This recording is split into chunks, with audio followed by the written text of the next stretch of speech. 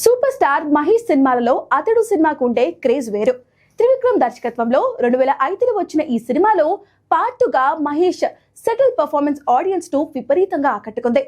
Mahesh style పంచులు, Brahmi comedy, Trivikram taking family audience ను విశేషంగా ఆకట్టుకుంది. అలాగే బుల్లితెరపై అత్యధిక సార్లు ప్రసారమైన సినిమాగా అతడు పేరిట రికార్డు నెలకొల్పింది.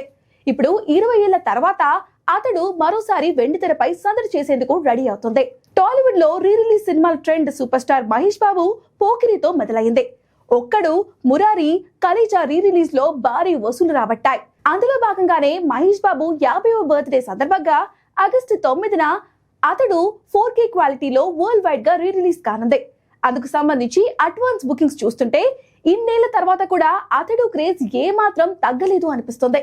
ముఖ్యంగా ఓవర్సీస్ లో అతడు బుకింగ్స్ రీసెంట్ గా రిలీజ్ అయిన సినిమాల కంటే బాగున్నాయంటే అతడు ట్రెండ్ ఎలా ఉందనేది అర్థం చేసుకోవచ్చు.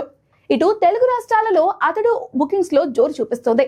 ఘట్టమనేని అభిమానులతో పాటు ప్రేక్షకులు కూడా ఈ సినిమాను 70mm స్క్రీన్ పై చూడాలని ఎదురు చూస్తున్నారు. అన్నట్టు ఈ cinema re release theatrical rights హక్కులు రికార్డు స్థాయిలో 3 కోట్లకు పైగా ధరలు పలికినట్లు సమాచారం. ఒకవైపు బాబు బర్త్డే, మరోవైపు వీకెండ్ సినిమాలు ఏవీ లేకపోవడం అతడు రీ రిలీజ్ రికార్డు స్థాయి నెంబర్స్ రాబట్టే అవకాశం ఉంది.